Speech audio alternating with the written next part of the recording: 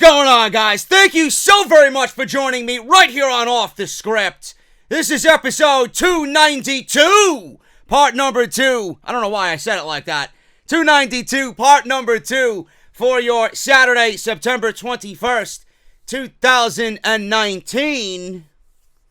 I woke up this morning, got an email, and I thought I was in some serious trouble. I could be in some serious trouble. Opened my email this morning, as I do every morning, with a cup of ice cold brew. And it came directly from World Wrestling Entertainment. I'm asking myself, what did I do? What did I do now? What did I say now, Vince? What did I say now? Now, apparently, I'm not the only one who got an email like this, but I find it very funny how WWE now, all of a sudden, is just cracking down on everything. Cracking down on everything. They're giving out 5-year contracts to every fucking performer under the sun.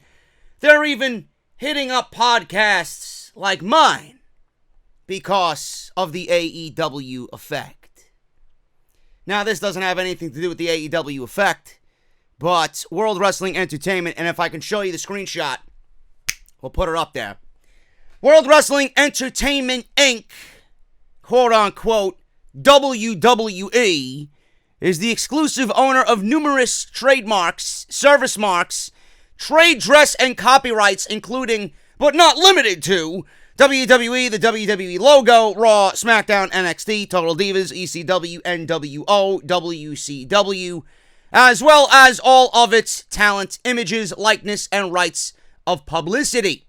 WWE, as the premier provider of wrestling entertainment services, has, through extensive use and promotion of its intellectual property, established substantial and valuable goodwill in its intellectual property. As such, WWE vigilantly protects its intellectual properties and does not tolerate any infringement of the same.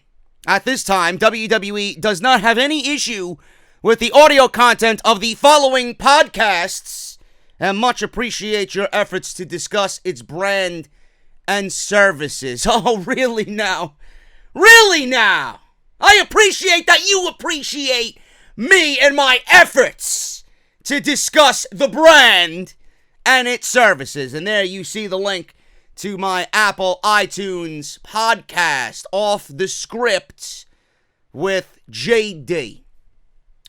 However, based on WWE's intellectual property rights in the copyrighted WWE logo, and to avoid any consumer confusion, they would be so lucky if I was speaking on their behalf.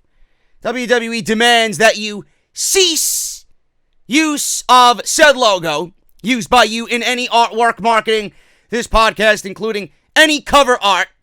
Additionally, you should make it clear in your podcast title, subtitle, and description that your podcast is unofficial and not associated or affiliated with World Wrestling Entertainment, Inc.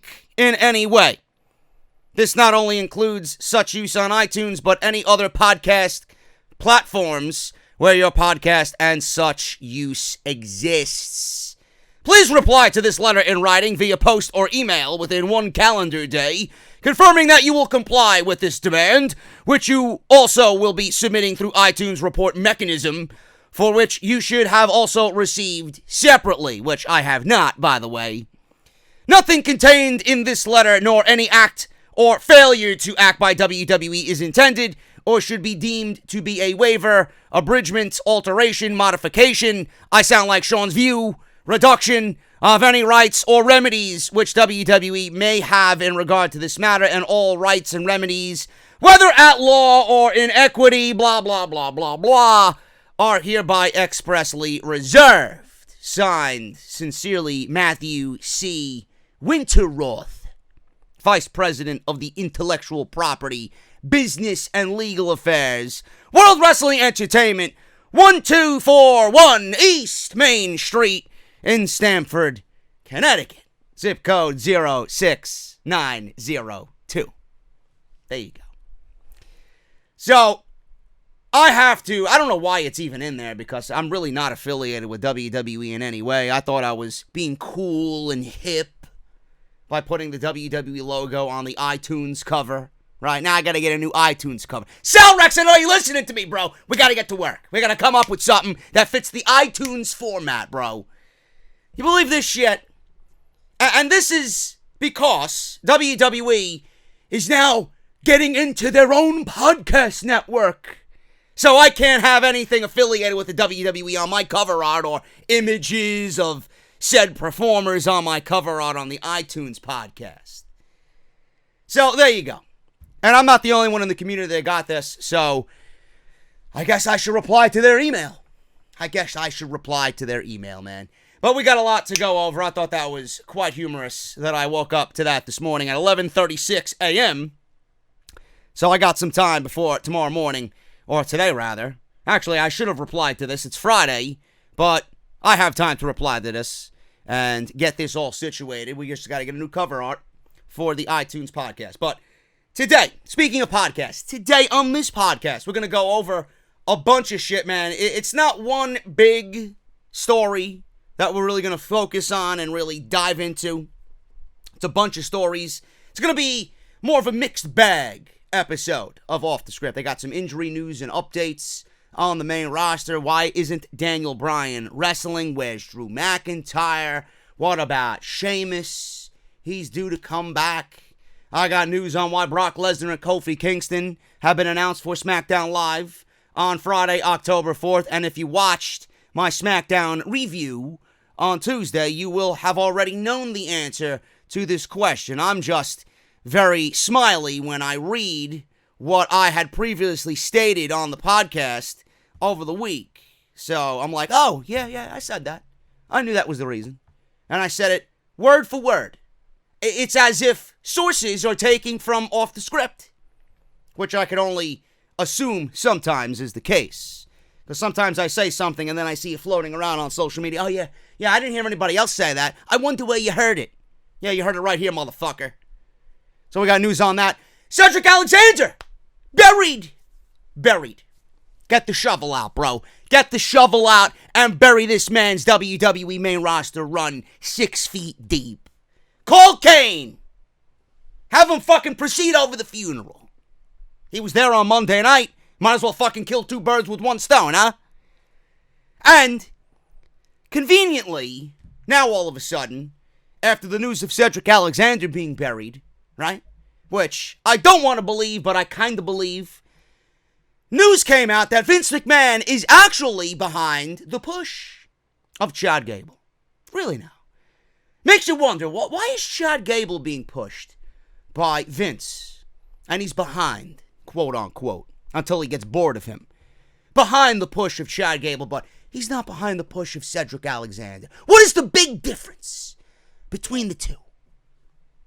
Doesn't take a rocket scientist to figure that one out, folks. We'll talk about that right here on the podcast. I am JD. Hopefully you guys enjoy what you see here. If you don't, man, I don't know what to fucking tell you. You don't like it? Go fuck yourself on that one. But if you do enjoy what you hear and see here, make sure you guys hit that subscribe button down below and turn on that bell for all notifications. At JD from NY206 on Twitter and Instagram. I don't know where Sal Rex put me. It's like I'm in Aleister Black's fucking black room in this picture. Am I waiting for someone to pick a fight with me? I don't know, maybe. But make sure you guys hit that subscribe button and follow me on social media of the utmost importance. Patreon.com/JD from NY206. If you guys want to support the podcast via Patreon, I know you guys usually get early access. This week I might have to kind of put a stop to that for this weekend only. My PC is running so slow right now. I don't know what I gotta do. I gotta take it to the fucking geeks over at Best Buy and get something fixed. Because something's slowing it down. I might need to upgrade. I don't know what the issue is, but every time I use Adobe Premiere, when I'm editing the podcast for render, it is not really working, and it just completely fucks everything up, man. I'm lucky I even got Friday show up. So, I'm glad I did, but so for you guys out on Patreon, I apologize for not really getting the podcast up in a timely fashion. So that is the reason. It's not like I'm not doing it because I don't want to do it. It's just I'm having PC issues right now. So I'll try and get that situated later on in the week. And if you guys want to follow me on Mixer, I'll be on there throughout the fall and winter months because there's no better way to spend the fall and winter months than sitting in the office with a nice cold craft beer, pumpkin per se, and playing video games live on Twitch and on Mixer, man. So make sure you guys follow me on there as well. If you guys want to check out all the other videos that you might have missed this week, make sure you guys go and check out everything, man. Raw, SmackDown, NXT. Make sure you guys go do that. Off the script, yesterday, we talked about Kenny Omega shooting on WWE. Probably working the fans. We all know this. Kenny Omega is one of the more genuine guys, one of the more humble guys in all of the business. But even still, I mentioned what he said was just so ridiculous that it should not have even been said, even though you were looking for some type of reaction from NXT or the people that you are friends with in NXT. Whatever the case may be, shit like that should not be said. Clearly, AEW has a lot of work to do, so make sure you are concentrating on getting everything you need done for AEW and let NXT do what they gotta do. The end result here is we're going to get great shows from AEW, like I said yesterday, and we're going to get great shows from NXT. So we are the winners here in all of this. I know there's going to be war. I know there's going to be a war of words. I know there's going to be cheap shots back and forth, but let's just take care of business. I don't want them to get into a state of mind where they're building momentum clearly off of WWE's name. They haven't had a show yet. So make sure you guys go out there and kill it on October 2nd and continue to do that every other Wednesday after that. Let WWE do what they have to do. You have to do what you have to do. I just don't think that even if it's a work or a shoot, that type of arrogance is warranted. And I know Kenny Omega has everything within him to be arrogant if he wants, because if he's arrogant, who's going to deny how fucking great he is? It's just, I don't think being an executive vice president in that role with that title means you got to go out there and bury the fucking competition with such ludicrous statements. Even if they are your friends, it shouldn't have been said. You know, that arrogance usually is a lot more attractive when it's kind of humble and not out there in an asshole-like way, like he portrayed it to be on that interview with Sportskeeda. So, I don't know, man. It is what it is. But make sure you guys go and check all that out. And we talk about the AEW Tag Team Title Tournament as well as the brackets that they released on Being the Elite. So make sure you guys go and check all of that out as well. Links will be down in the description of this very video. Make sure you guys go and check out Harry's, man. They're sponsoring the podcast. As always, every single week, harrys.com/script, $13 trial value set. Did you guys know that humans, yes, you and I, our species, have been shaving for 5,000 years? That's a damn long time, man. Flint tools, shark teeth, to copper razors. We always knew that a great shave came down to the simple, sharp, and durable blades. You know, the ancient Greeks didn't need flex balls or heated handles, and neither do you. That's why Harry's doesn't add gimmicks and features to their razors. They focus on the qualities that actually matter for a close, comfortable shave, and they will never, ever, ever upcharge you. Join the 10 million who have tried Harry's, including myself, and claim your special offer today by using harrys.com/scripts.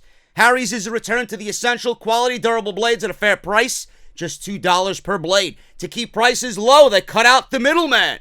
Harry's owns a world-class blade factory in Germany that's been making some of the best razors in the world for 99 years. Now they can provide you great quality at factory direct prices, and some of the best parts about all this, guys, 1% of sales are donated to organizations that provide access to mental health care for men.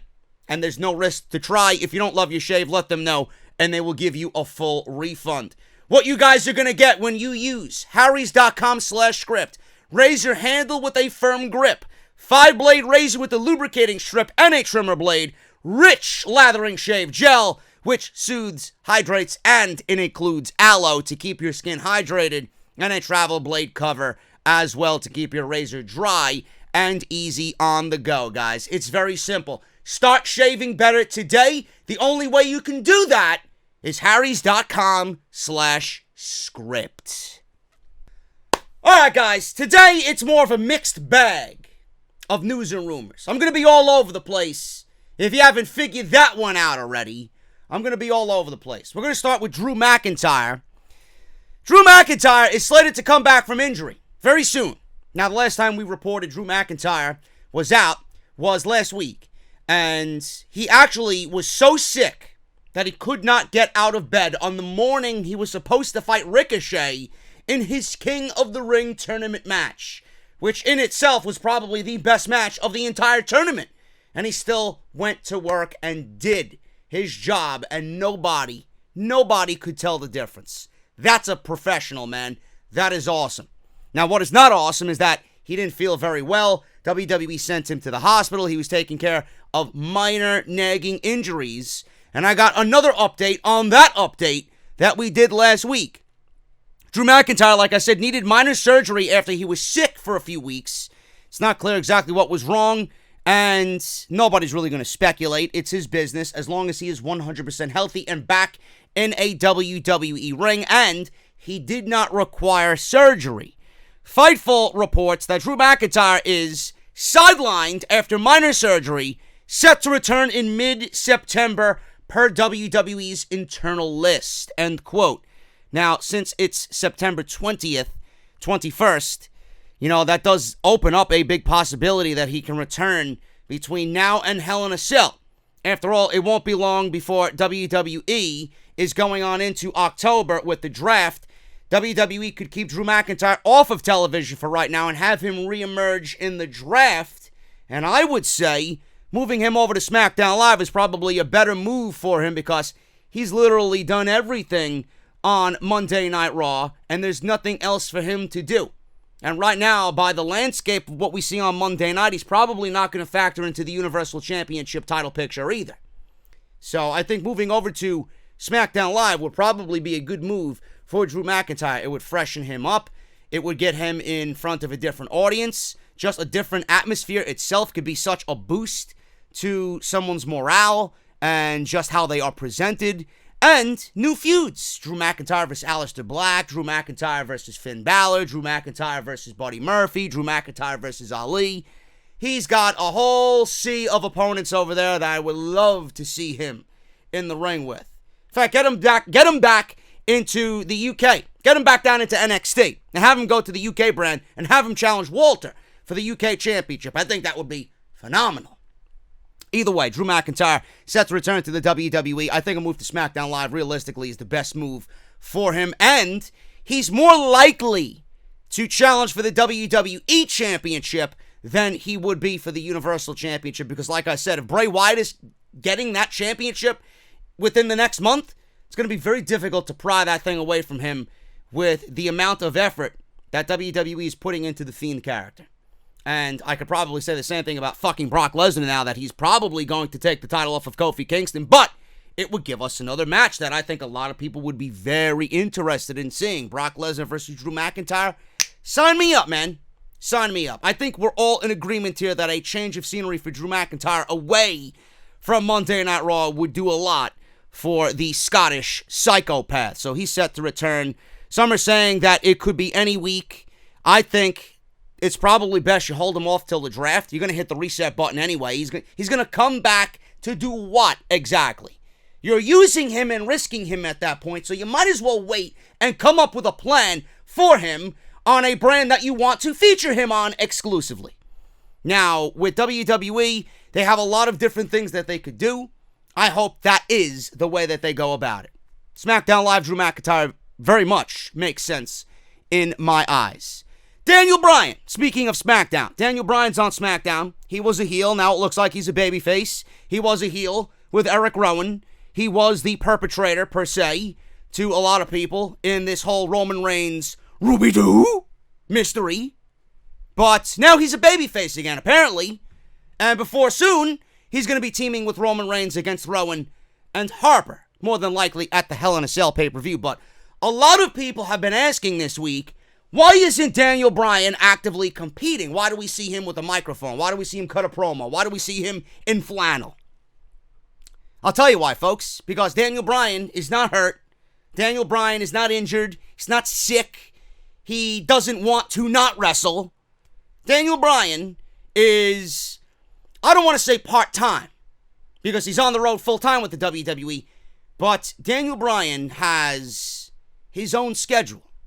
Daniel Bryan has the Randy Orton-like schedule. Daniel Bryan's not working 300 dates a year. Daniel Bryan's working 100, 125, if that, for the entire year. And when he comes to work, he's going to work. Some of those might include an appearance on Smackdown Live. Some of them might include wrestling simply 50 out of 125 days that he's contractually obligated to the WWE. Because that's what WWE did. They gave Bryan the opportunity to wrestle, and by doing that, Daniel Bryan didn't want to wrestle as much, actually Daniel Bryan did want to wrestle as much. WWE didn't want Daniel Bryan to wrestle as much. But Daniel Bryan is right now working a 100-date contract for the year. 100 days he has. And probably half of those days that he's contractually obligated are going to be taking place in a wrestling ring. Wrestling. So, for the simple fact that people are complaining about Daniel Bryan, oh, he's hurt, what's wrong with him now, blah, blah, blah. It's his contract. WWE doesn't have him wrestling all these times, and nor should they have him wrestle all these times. Daniel Bryan wants to wrestle because he doesn't want to remain rusty. Daniel Bryan wants to be that workhorse, and he wants to gauge how well his matches are. Daniel Bryan's someone who takes great pride in his work. He studies his work, I am sure. So for Daniel Bryan to want to wrestle, he wants to wrestle set amount of dates because he could go back and look and see how his year has progressed. He's a very analytical human being, as you should be in that line of work. Daniel Bryan wants to give you the utmost quality. I think even though he is going to be presented in a wrestling capacity, not as much as we want or desire to see him, he is still going to deliver the Daniel Bryan that we still know and love. So it really doesn't matter. As long as the fucking man is healthy, that's all I give a shit about. So there's backstage news on Daniel Bryan. Fightful is reporting, just like Drew McIntyre, that despite Daniel Bryan being kept out of action since late August, he's okay. He is not injured. Bryan was held off of SummerSlam and Clash of Champions, but it is reported that he is fine. WWE held off using superstars in the past to give them a break, but Daniel Bryan's sudden absence was a bit concerning to some. Bryan was in a top spot in WWE storyline with Roman Reigns, and then he suddenly moved out of the angle. But he's going to be put right back in the angle because Rowan and Harper clearly attacked Daniel Bryan on SmackDown Live. Now, after Daniel Bryan was put through a table by Eric Rowan, like I just said, it seemingly then just ended that partnership. And I'm assuming to get back at these two goons, he's going to end up teaming with Roman Reigns, and they're going to become a duo in the time being to go against and do battle against Rowan and Luke Harper. So we'll have to wait and see when that is. I can only assume it's going to be at Hell in a Cell. So don't worry about Daniel Bryan. He is fine. WWE is using him when they have to use him. Don't burn him out. This is good for his longevity and life after wrestling too. So just let it be. You get Daniel Bryan. We should all be so lucky that we still even have Daniel Bryan as an active competitor on the WWE roster after the last 4 years we had to sit without him. So just be grateful that he's still here, healthy, and still able to deliver Daniel Bryan. Speaking of Hell in a Cell, guys, the tickets are selling terribly. I wonder why. Now this doesn't take any brain power whatsoever. WWE will be holding their Hell in a Cell pay-per-view with only 3 weeks to push for the event on October 6th. This might not be the best news for their ticket sales, though. The Golden One Center in Sacramento, California, will host the 2019 Hell in a Cell pay-per-view, but tickets are moving very slowly. Perhaps this is why they revealed that Bray Wyatt's Fiend will be wrestling for the Universal Championship at the event against Seth Rollins inside the demonic structure known as Hell in a Cell. The Wrestling Observer newsletter noted that WWE is only selling 6 of the 22 available upper deck areas in the arena. This is being done to encourage fans to purchase tickets at a lower level, preferably within the camera's vision. It is also reported that there were 781 secondary market tickets out with an entry price of $43. The company isn't even selling the 3 lower sections on the hard camera side to create an illusion that every seat is taken when you see it at home. Do you want to know why this pay-per-view is selling terribly? Because the gimmick pay-per-views in itself are just garbage. Okay? How many people are now so prone to WWE's formulaic process? Oh, October's here. That means we got Hell in a Cell. Instead of creating this majestic feel with the Hell in a Cell, right? How could you build excitement for something like this that should be a rarity in this company? How can you build excitement for something like this if it happens every single year? Right on cue. October, hell, that's right, it's Halloween. We'll do Hell in a Cell. And to fucking add the cherry on top of this bullshit Sunday, WWE is putting their Halloween act in Bray Wyatt, the Fiend, inside Hell in a Cell. So they got a mixture of everything going on here to fit the mid-October, chilly October night air. Just give me a fucking pumpkin ale and we're good to go. You can't build excitement on something that is so fucking on cue every single year. Whereas something like this, honestly, should be built up to end a feud. And I mean when it's being built up and it's being used to end a feud, that feud better be fucking a blood feud. The blow-off of all blow-offs. The mother of all blow-offs. Inside Hell in a Cell. How could you build excitement for something at a pay-per-view like Hell in a Cell, inside Hell in a Cell, when it's just so gingerly announced? Oh, Seth Rollins is defending the WWE Universal Championship inside Hell in a Cell against Bray Wyatt. What does Bray Wyatt and Seth Rollins have to do with one another to a volatile point where they deserve destruction? Do you know where I'm coming from? I don't like that at all. Something like this, the Hell in a Cell structure could benefit from going away for 2, 3, 4 years. I would not mind seeing another Hell in a Cell match for a very long time. Same thing with the Elimination Chamber.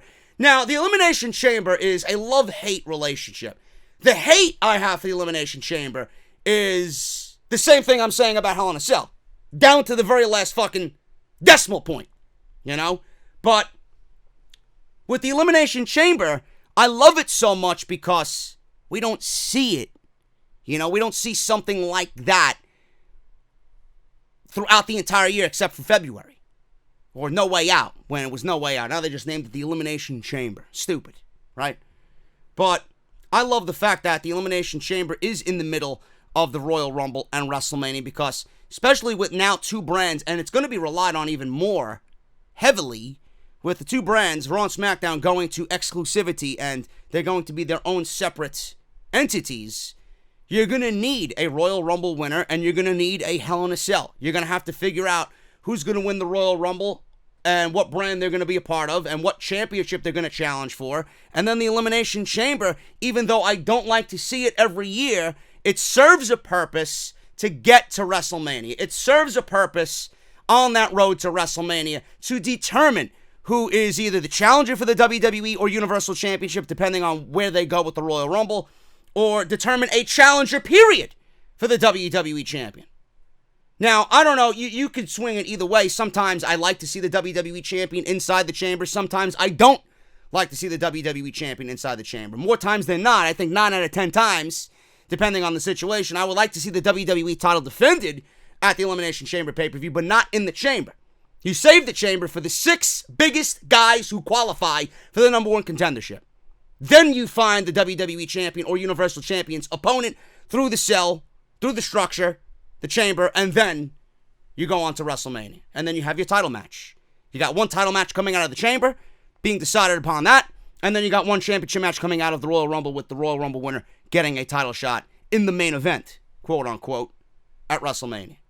So it serves more of a purpose than the Hell in a Cell. The Hell in a Cell is just a gimmick to fit the mood of October. And it's fucking lame. So why aren't tickets selling? That's why. Another reason why tickets aren't selling is look at what's happening during the week. Look at that week alone, folks. Raw on Monday. Raw on Monday. I don't know if WWE's having that studio show on FS1 from Los Angeles on Tuesday. That Tuesday, I don't know when it debuts. Possibly, that could be on Tuesday. AEW and NXT for 2 hours each on Wednesday. SmackDown's debut on Friday on Fox. Comic-Con's happening that week. Hell in a Cell is happening that week. It's burnout. It's burnout. Why aren't tickets selling well? Well, that week is just unlike any other week this year. There's going to be burnout during that week regardless. But there's burnout on the WWE pay-per-view calendar. I honestly think if WWE is struggling to sell these tickets, then you got to change things up. Get rid of these gimmick pay-per-views. If something like this is not selling, really, if something like this gimmick is not selling, get rid of it. Replace it with something that has some prestige. Replace it with something that has name value. This has no more name value. How much name value can it have when you have 3 fucking matches in the entire night taking place in one fucking show? This used to happen once a year with one match. Now we're seeing it 3 different times? Yes, please, let's piss on all that is important about the structure. You can't do it. You can't do it. I know that there might be some copyright or trademark issues, but WWE needs to get back to having their pay-per-views if they want to do 12 in the calendar year, which I still think is fucking ridiculous. You can't have 12 pay-per-views in the year. You can't. You can't. I wish WWE would try and make their money elsewhere with these fucking shows. Seriously. I would do a Big 5 or Big 6. Follow the takeover model. You have more than enough resources to fill in all those dead spots. You got these Saudi shows, right? It would give the Saudi shows some breathing room if there's not fucking 3 different pay-per-views in the same goddamn fucking month, right? You can put the Saudi show in a certain section of the calendar year and have it be its own entity. It'll be allowed to breathe. The storylines that you do on Raw and SmackDown would build to hopefully make those shows more important. You could utilize Saturday night's main event. You could utilize Saturday night's main event. Fox is going to want more content, right? Why not? Why not? You want FS1? There you go. I don't know why you can't build Saturday night's main event up during a random Saturday in the middle of fucking July. You don't need a pay-per-view in July. You got King of the Ring that you could do in June. Then you got July, do a Saturday night's main event. Fill in the off months with a Saturday night's main event. And build it like you would a takeover show. Build importance around it. There's your extra revenue. You make up for everything that you're missing by cutting these worthless fucking pay-per-views. You get your merchandise sales, you can get your tickets at the door. People, I think, would be more prone to come when it's something new and something exciting instead of the same old generic shit every single year. Same thing goes with not just Hell in a Cell. You know? You got Battleground or fucking Extreme Rules. Nobody gives a shit about these shows. They have no name value behind them. WWE, if there's one thing that needs to be done, their entire pay-per-view calendar needs to be reworked. Because right now, it's looking so bad. And there's a reason why this is happening. That's the reason why it's happening. Moving on, guys. I got news on more injuries. Jeff Hardy. How many of you missed Jeff Hardy? Jeff Hardy was in Hell in a Cell last year with Randy Orton. It was a damn good match. Damn good match. Still don't know why he fell from the top of the cage, but to each his own. WWE extends Jeff Hardy's contract due to injury. There you go. There you go. Yeah, they're not afraid of AEW, though, right? There's no AEW effect, though. Right? Yeah, sure. Now, Jeff Hardy is currently out of action with a knee injury. Don't worry. He's not leaving anytime soon, folks. Because what WWE did is that all these months that he's been out on his contract, he ain't going anywhere. WWE has a tendency to do this when a superstar's contract is lapsed over 6 months. They'll add that 6 months to his current contract, extending his contract. So now Jeff Hardy, Fightful is reporting, has his contract extended for at least 1 more year. This is due to his current injury. Now, you're probably wondering, well, JD, what about Matt Hardy?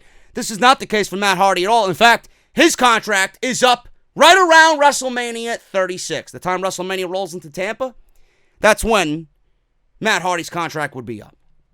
Now, Fightful Select reports that Matt Hardy is not in the same situation as his brother. He is able to wrestle, but WWE simply is choosing not to use him.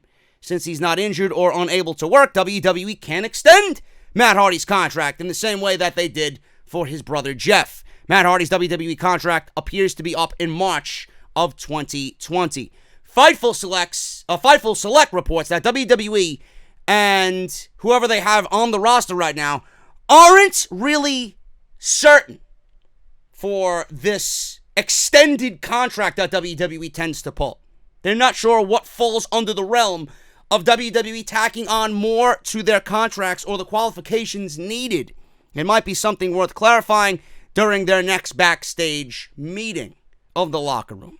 Now, the decisions in doing so have been arbitrary, with several talent telling Fightful they aren't sure what criteria, if any, are followed in implementing this. Now, we've seen WWE add more time to Luke Harper, Dash Wilder, and now Jeff Hardy. We'll just have to wait and see who gets more time added on top of their contract. Sasha Banks could be another one. She was out for, how many months did she say? 6 months? WWE could certainly, if they want to be petty, add more time onto her contract. Nobody knows her contract situation anyway, nor is it any of our business. There were reports going around that Sasha Banks signed the new deal. I mentioned this. Why would that woman sign a new deal with the WWE? She probably signed before AEW was a thing for 3 years. That was last year. She signed before AEW was even a fucking real promotion. So WWE were only giving out 3-year contracts at that point. Now that AEW is a thing and they're about to debut on TNT, now they're throwing out the 5-year contracts like they're fucking throwing out Kofi's pancakes. So why would that woman sign an extension for 2 more years on top of her current deal? Doesn't make any sense. Unless they are going to give that woman the fucking world and get on their hands and knees and beg her to fucking stay. No, why would that woman sign? It makes no sense. Maybe Rey Mysterio. I don't know how long Rey Mysterio was out, but WWE could certainly do that for him as well. Anybody that they have a problem, Rusev is another one. Was Rusev hurt? Or was Rusev just being kept on ice because WWE don't want him to go anywhere? And if he does go somewhere, they're going to keep him at such a low value that nobody's going to really remember him or have this certain, I guess, idea of Rusev.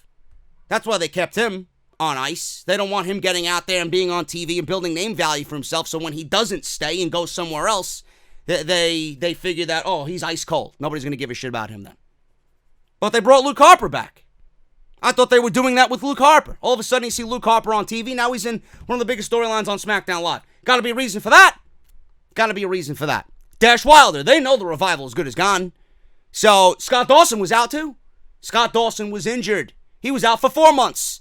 Scott Dawson was out, I think, with a knee injury. Dash Wilder was only out for his jaw. So they added 2 months on his contract. Scott Dawson was out for 4 months. How long does it take WWE to remember, oh, this guy was out, we're going to extend his contract too? So when they're finally up, they're going to have to wait even longer because the time lapse between the two. WWE knows what they're doing, man. And they're doing this because they want to fuck their talent over. They want to keep you under lock and key for as long as they have you and will do anything at any point to fucking extend that just so that you don't go anywhere else.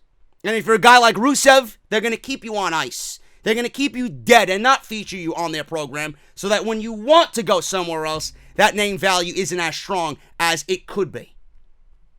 It's a disgusting trend in WWE.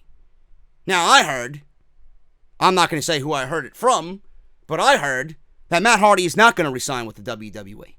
And if he does, I would be very shocked if Matt Hardy signs with the WWE. Because why would he? Why would he? He could stay in WWE's dead tag team division, but clearly WWE has shown no interest in using him solo. And it's going to be a rinse and repeat cycle. They'll use you towards the tail end of your contract, then they will get you on TV and give you a nice little storyline, maybe a championship, maybe a worthless fucking U.S. championship run, right? They'll bring back the Woken Matt Hardy, right? Then they'll give him a championship, they'll have him sign. Look, things are changing. We're going to use you. Then they'll take the title off of him in the most embarrassing way possible. Then he's stuck for another fucking 5 years. I heard Matt Hardy's not going to resign. I heard that he's going to wait, going to recuperate at home, spend time with his wife, wait till Jeff's contract's up. AEW. Imagine the Hardys going to AEW. Can you get any more epic with that tag team division? Can you imagine Can you imagine AEW in 2020 adding the Hardys, who still have, time in the ring that they could go another year or two easy, right? And imagine the name value of the Hardys going over to AEW. Can you imagine AEW adding the Hardys and the Revival in 2020 to that already stacked tag team division? It's going to be the fucking mecca of tag teams. I love it, man. That's what I heard. I'm not sure if you guys think that's going to happen, but I don't know why Matt would stay with the WWE. Yes, the WWE is a lifelong fucking job if Matt Hardy wants it. He could be an agent. He was agenting at one point. He was producing. But I don't know if he wants to sit on the sidelines anymore. I know for a fact that man wants to go and work. And he has an extra couple years in him to do what he wants to do what he loves to do. And I'm sure he would want to do it with his brother Jeff. He don't want to do it by himself. Maybe AEW comes up with a new vision of the broken gimmick, being that Matt Hardy owns it. And maybe we see that as a continuation. Maybe we see another expedition of gold from Matt Hardy. Just awaiting Jeff to get his contract done and over with the WWE. Very interesting situation, man. But pettiness from WWE's behalf, of course. Jeff Hardy's contract extended for 1 more year. WWE trying to rehab Bobby Roode. They need to rehab fucking Raw because it's complete garbage. WWE had a shit show on Monday night. Terrible show. Absolutely terrible show. But Robert Roode wrestled in the main event against Seth Rollins. These two former NXT champions produced, Could be better if Bobby Roode was a legit fucking heel. Not this broken down, fucking watered down, washed up version of Robert Roode. Now, Meltzer says this, and I quote, I think the whole idea is that they're trying to rehab Roode. Meltzer says, this is a good sign, but there are better ways to get him over. End quote. Of course there are better ways to get him over. WWE dropped the ball and have played fucking hacky sack with Robert Roode. Bobby Roode. Robert Roode sounds a little bit more prickish. I don't mind the Robert, but Bobby Roode sounds a lot better. They had money. They had money when he got called up from NXT. Oh, we're going to make him into a babyface. Why? Because his theme song is catchy. This is the same man that Triple H, on yesterday's show, I read an excerpt from Triple H in the NXT conference call before USA. Vince McMahon doesn't get the credit that he deserves. Why would I give somebody credit for such an asinine maneuver like that one? Yeah, let's change Bobby Roode's entire persona and bury him because he was a heel in NXT, which was absolutely fucking brilliant. Then he makes the main roster, he's a babyface. And we're going to make him a babyface because his theme song is sung by the audience. What the fuck does that have to do with the man's entire fucking character? You mean to tell me that Bobby Roode couldn't offset the fucking cheering and the singing along? Let the fucking fans sing along. What does that have to do with Bobby Roode as a heel? I always go back to it, man. Bobby Roode wearing the fucking $5,000 suit and the snakeskin shoes with Roderick Strong's wife in the front row. He calls Roddy a B-plus player. A good bench player. A good reserve player. You know? He's not man enough to be where Bobby Roode is standing. But why don't you go tell your wife? I'll show your wife how much of a man I am. Why didn't we get Bobby Roode like that? Then he pulls out a fucking handkerchief from his suit and starts wiping his fucking tears because he's making fun of Roderick Strong cry. That was epic shit. That was epic shit. I don't understand. If Bobby Roode was that way today, and they put some fucking effort into building him up from what we've seen of him in NXT, then this match with Seth Rollins would have been a little bit more important. WWE would have had a fucking legit heel that they so desperately need on this fucking show. They'd have nobody. Why do you think we got Braun Strowman going up against Seth Rollins for the Universal Championship? Because there is no legit heels on this show. Bobby Roode has been so miscast. Now they're trying to rehab him. Because Paul Heyman's a fan of Robert Roode? Now you want to rehab him? It's too little too late. You're not going to give me or bring it anywhere close to where Bobby Roode was. Because you've done so much damage. Tag team with Gable. Tag team with Dolph Ziggler. Off TV. 1 week he's chasing the 24/7 title. The next week he's teaming with Dolph Ziggler winning a fucking worthless tag team championship. How is that rehabbing somebody? Putting him in the ring with Seth Rollins is rehabbing him? He's dead. He's on life support in the ring with Seth Rollins. Because of what you did. You don't give a shit about the fucking talent that's being cultivated in NXT. Then I gotta listen to, oh, Vince McMahon cares about NXT. If he did, he would have cared about everybody that's already come up from NXT that you fucking killed off. Fucking bullshit. What's Bobby Roode gonna be to Monday Night Raw now? Nothing. He's a tag team champion with another fucking loser. And Dolph Ziggler. Too little, too late. Guy should have been fucking Intercontinental Champion. Guy should have been fucking glorious Bobby Roode. Guy should have been fucking throwing remarks at Becky Lynch. If you want to feud him with fucking Seth Rollins. The man? I'll show you a fucking man. It's not Seth Rollins. Come home with me, honey. Fucking ridiculous. Rehabbing Bobby Roode. What a joke. Fucking joke, man.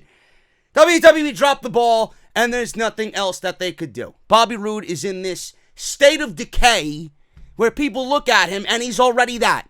They don't see anything more because of the presentation that you've given us as far as Bobby Roode goes. Whose fault is that? Look yourself in the fucking mirror.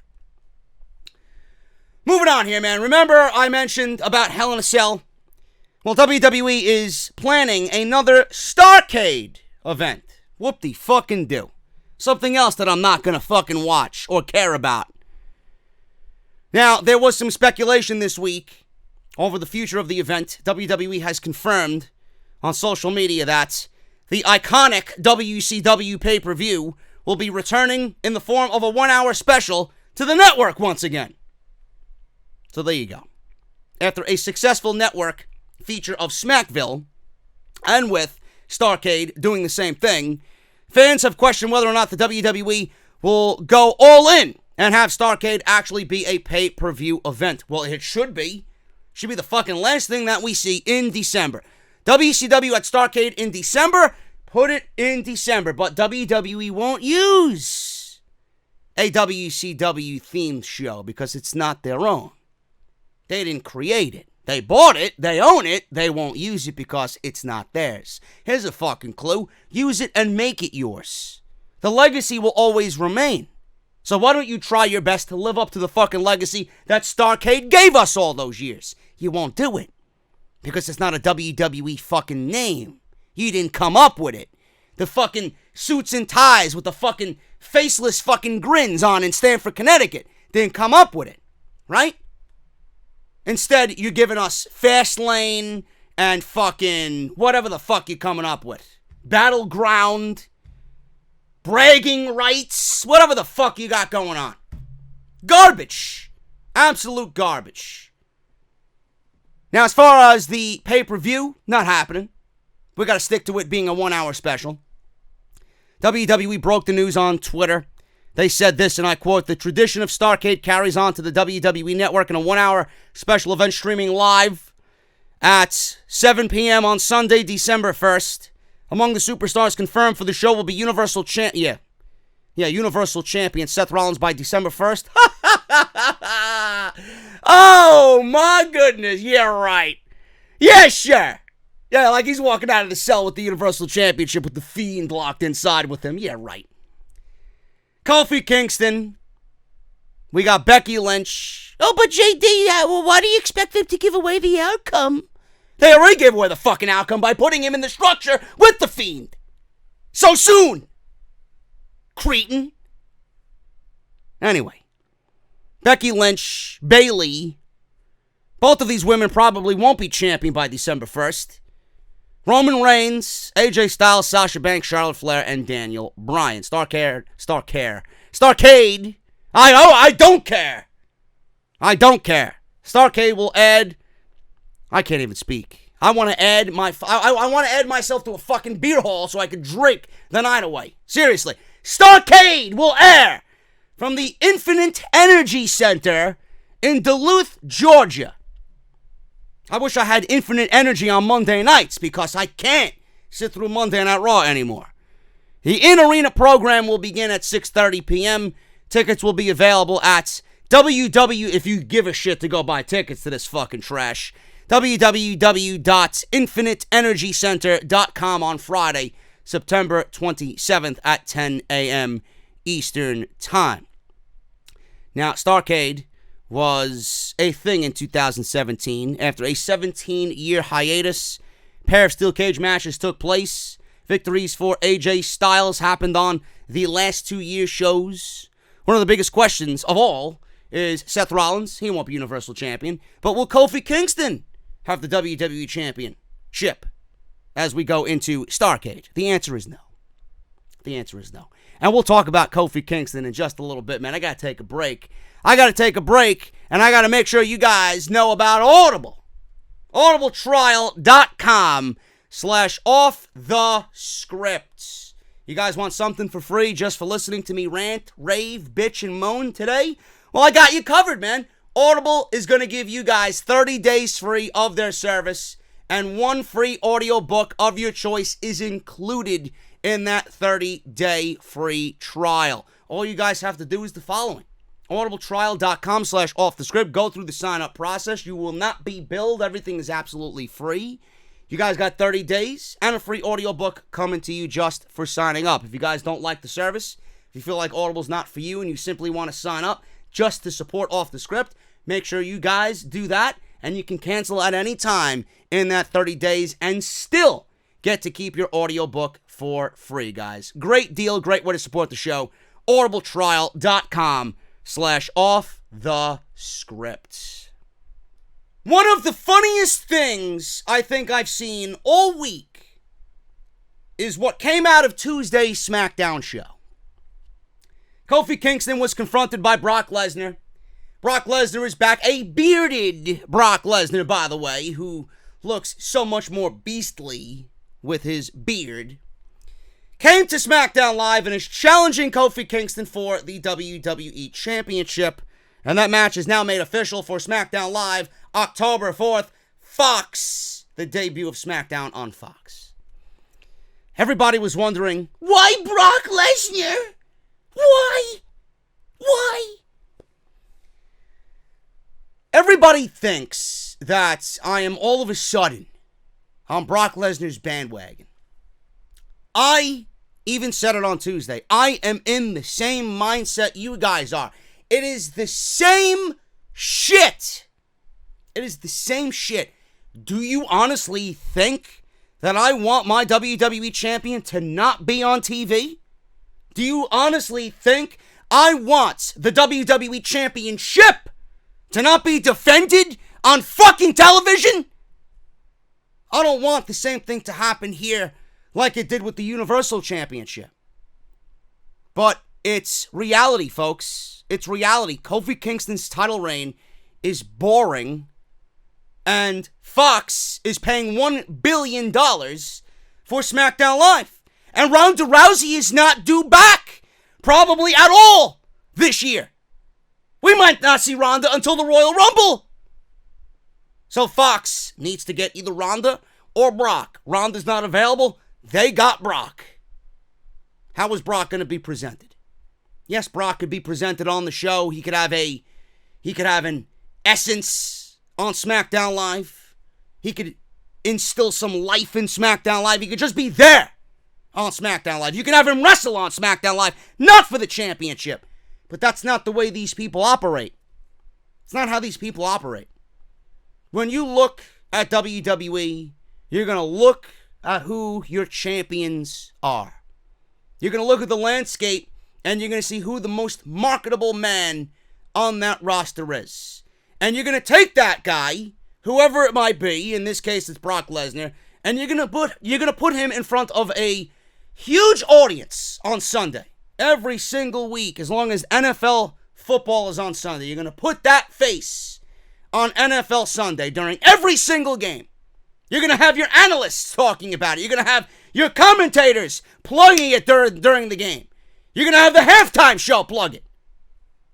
Who do you want there? You want Kofi Kingston? Or do you want Brock Lesnar? Put yourself in WWE shoes. So many times we sit here and do a predictions or come up with ways in which we think we know we're right. Everybody does it. And what does WWE do? Every time WWE goes about doing something, they do everything to their liking, not for our liking. I'm finally putting myself in WWE shoes, and I'm coming to the realization that no matter how much you want Kofi Kingston to be the WWE Champion or how much you want Kofi Kingston to beat Brock Lesnar, more than likely it's not going to happen. And if it does, I would not be shocked. I would not be shocked. I wouldn't give a shit either way. It'll finally get Kofi Kingston a big title victory that we can finally say, you know what? Now that solidifies his title reign. A win over Randy Orton for a 10-year storyline ain't doing it. It's not doing it. The matches didn't generate any interest for me to give a shit. Daniel Bryan, he won the title from Daniel Bryan. That was a great story. That building to WrestleMania was a great story. Everything that happened after that, Dolph Ziggler, Kevin Owens, AJ Styles, matches with Styles, matches with Zayn that meant nothing. He showed up on Monday Night Raw for no reason. This didn't do anything for Kofi Kingston's title reign. In fact, it made it uninteresting. It made it uninteresting. So for the fact that Brock Lesnar is on SmackDown Live, you guys have to come to grasp the reality of the situation. Brock Lesnar is going to be the WWE Champion because he's the guy that Fox wants. He's the guy that WWE has. And for WWE in this new partnership with Fox, they're going to be presented amongst real sports. WWE needs to come off as a real sports entity. They don't come off as a real sports entity when they got their fucking champion flipping pancakes on Tuesday night. It's not what Fox wants on Friday night. When you watch that NFL Sunday game and you see Brock Lesnar front and center with the WWE Championship, you'll know why. And I said this same exact thing on Tuesday. Brock Lesnar is sports direction that Fox wants to go in. He's the most marketable name. Kofi Kingston is not. It's not that I hate Kofi Kingston or am shitting on his title reign to be against the majority. It's not because I'm racist in any way. I've seen so much shit. Oh, JD shitting all over Kofi Kingston's title reign. I'm sorry that you can't handle the fucking facts that I'm bringing to the table. It's not my fucking problem. Go reevaluate yourself and come back and talk to me when you develop the fucking brain. Now we're going to go some Hate Mail Monday on off the script. I got two goons here that I want to fucking clown on social media. Goon number one, Jonathan B1. This is the shit I got because of my comments on Tuesday Smackdown podcast when I talked about this same thing. Seriously, go fuck yourself, JD. You have been covertly against Kingston all year. You have been wrong about him all the way for the last 9 months, and it has made you look like a fool. His reign has been decent and a lot better than champs you look up to, and that is disappointing to hear how biased you are. Stop this JD is racist bullshit from people commenting. You dislike the fact that he is a WWE champion and been wrong about him all this time, and now you are a sore loser and talk trash about him. Really big of you, JD. By the way, what is this Roman Reigns starting to like him nonsense and not talking about his, at best, mixed reactions? Start to pick yourself up and respect people like Kingston, who is a legend. Look at all of his titles in the WWE before anyone opens their mouths. Last thing, how can Lesnar show up and ask for a match and not bring out the briefcase? Logic gaps galore, and you completely missed it. Great job. Folks, the only gap that I see here sits right in between Jonathan B1's fucking brain. I don't know if you realize this, John, but Brock Lesnar cashed in his briefcase against Seth Rollins. That's why Seth Rollins was the challenger walking into SummerSlam and not the champion. You fucking cretin. I'm a racist because I don't approve of Kofi Kingston's title reign anymore. I'm a racist because I want Brock Lesnar, and I'm bringing you the facts as to why Brock Lesnar is going to be the WWE Champion. We all thought it was going to be Randy Orton. Randy Orton is a perfect, quintessential pro wrestler, but he's not Brock Lesnar. Randy Orton might be loved by Fox. Randy Orton might be loved by Fox in a WWE landscape. Brock Lesnar is loved by Fox on a universal landscape. When you have Brock Lesnar's face plastered on billboards and posters, who's going to generate more eye-opening reactions? Randy Orton, Kofi Kingston, or Brock Lesnar? Blow me. Blow me. I don't like it as much as you guys do. Is it the right choice? Yes. Is it the right choice for the WWE Championship? No! No, it's not. I don't think Brock Lesnar should just walk onto Smackdown Live and order a championship match. But he's fucking Brock Lesnar. Who is going to say anything? And by the way, if you can come up with somebody who has been legitimately built up for the WWE Championship, not named Brock Lesnar, I'd love for you to tell me who the fuck that is. Because there isn't one fucking person. Not one. So when WWE starts to build people up as credible fucking challengers, then you can argue with me like Jonathan B1. Other than that, you're a fucking loser. Moving on. Goon number 2. Look at this clown. Everyone on the internet knew Brock was coming out. They just didn't know when he was going to show up. Oh, really now? So, please, elaborate, Mr. Syndicate. Do you have Brock Lesnar on fucking speed dial? You knew he was gonna come out? Yes, because it was so blatantly obvious that Brock Lesnar was gonna show up on SmackDown on Tuesday to confront Kofi Kingston this past week, right? We all knew he was facing Kofi for the WWE Championship. Yes, everybody knew. Everybody knew. Because you're all working for WWE. Kofi didn't try to shake his hand. He raised the championship, and then Lesnar grabbed him. Well, Lesnar went for the handshake. Lesnar went for the fucking handshake. Kofi's reign has been good. You don't like black athletes, period. You always talking shit about him. Your opinion is one thing, but the clown comment is a joke. I don't like black athletes, folks. I don't like black athletes. I'm a huge fan of Lio Rush when they use him properly. I was a huge fan of Lio Rush coming on into the WWE. I love the Velveteen Dream. I want to see Apollo Crews be pushed. How many times have I advocated for Ember fucking Moon? I hate black athletes, apparently, because I don't agree with Kofi Kingston's title reign at the moment. I hate black athletes. Moving on. But I hope Kofi wins because I don't want to see Roman versus Lesnar again. And JD, you're a fucking idiot at times because there's a shit ton of people who are enjoying Kofi Kingston's reign as champion Did you hear that fucking crowd tonight? New Day are still mega times over. Now, I get it. This is a complete run-on sentence. He doesn't know the usage of a fucking period. Still mega times over. Now, I get it. You don't like Kofi or black wrestlers or whatever it is.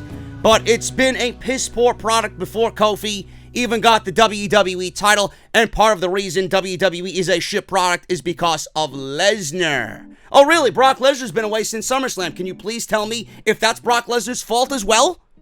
Because the product has been fucking garbage since Brock Lesnar left. Am I going to blame that on Brock Lesnar? In fact, when Brock Lesnar's there, it actually generates some sort of interest, where WWE is generating nothing when he's not there. You call Kofi a clown when he makes a shit ton more money than you. Fox may want Lesnar, but to call Kofi a clown when he's one of the best damn performers WWE has is fucking disrespectful. I see what people are talking about now with your podcast. Nobody that ever talks about a best matches ever talks about Brock Lesnar. They usually associate him with squashes and being a part-timer. Fuck outta here, says Syndicate Flock. I don't know, Mr. Syndicate Flock. Maybe you might have missed the CM Punk match with him and Lesnar at SummerSlam. Maybe you missed the match with John Cena. That is historical in its own right for what happened and how John Cena was squashed. Maybe you missed the match with Daniel Bryan, which probably ended up being the best main roster match of its year when it happened last year. Maybe the match with AJ Styles. Maybe you missed that one too. Give me a break. WWE right now is in such a bad way that they know that Kofi Kingston's championship title reign is over. The honeymoon and the ride, the journey is over. There's an end destination for everybody. This is Kofi's. For the reasons that I gave you. WWE is giving Brock Lesnar the championship because of the name value he brings, not just to WWE, but to sports. Get used to it, folks. Get used to it. If WWE beats Brock Lesnar on live television for the first time in 15 years, I would be fucking shocked. It's not gonna happen. Get ready for a squash match. Well, not really a squash, but get ready for a loss. Kofi will look good. Brock's gonna show up to work, no doubt about it, because when he does against a guy like Kofi and the size of Kofi, Brock is gonna do work and he's gonna put him over. Don't worry, folks. Don't worry, Syndicate. Don't worry, Jonathan B. Your champion is in good hands. The only difference is the championship is gonna be beastly and not fucking smothered in pancake syrup at the end of the night. Now, continuing on with the Brock Lesnar news, I just want to reiterate that Dave Meltzer on the Wrestling Observer had stated this as of this week, and it definitely coincides with what I said on Tuesday on Smackdown Live. Dave Meltzer this weekend stated this, that due to Fox's desire to present a sports-minded program, WWE might relent to their wishes and give Brock Lesnar the title right then and there on October 4th on Friday night, which is I don't want to say inevitability completely, but I would say it's near a done deal. He says this, and I quote, because you never know with WWE, they could pull out the upset and just really put the cherry on top of the cake for Kofi Kingston's title reign. I don't know. Everybody that is expecting Brock Lesnar to win, WWE looks at this type of situation, well, if it's that overly predictable, we're going to go with the other scenario that we have, which is Kofi Kingston winning, just to shit on the fans and prove to them that they don't know shit and get one over on them. So WWE has this tendency to do that, but I don't think they're going to do that here, not with $1 billion on the table, not at the start of this new TV deal with Fox, and Fox pretty much being the puppet master in this entire situation. They want, they're going to get, because they're shelling out the money for an already piss-poor product. So they might want control, where Vince McMahon seemingly hasn't really delivered as far as quality, ratings, or anything that this show really should be doing at this moment. So Dave Meltzer says this, and I quote, "When they announced Brock Lesnar for Smackdown and the debut on Fox, you know things sort of just add up in the sense that you know Fox wants to be sports-like, and Brock is their legitimate athlete. So I could see Brock winning the title. I'm not saying he's going to, but it feels to me that going into Fox early, that Vince McMahon would rather have Brock as champion over Kofi Kingston. And the kicker here is the fact that Hell in a Cell is on October 6th. Friday is October 4th. This is Kofi Kingston's Hell in a Cell. I don't think Kofi, even if he wins, is getting a match at Hell in a Cell, because this is what they're building towards. This is his pay-per-view match. And if Brock Lesnar wins the title, he's certainly not bringing the WWE title to Hell in a Cell. So that's the case there. I think it pretty much is an inevitability.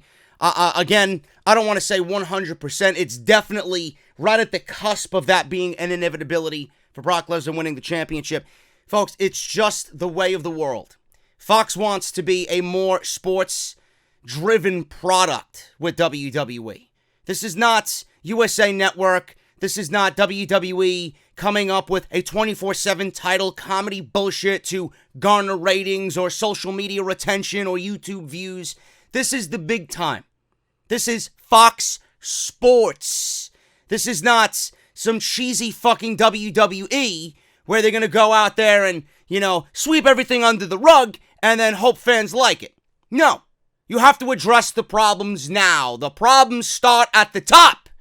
And how do you start off hitting the reset button, wanting a sports-like product? You go with your number one man in this company right now that is universally known and loved in the sports world, and that is Brock Lesnar.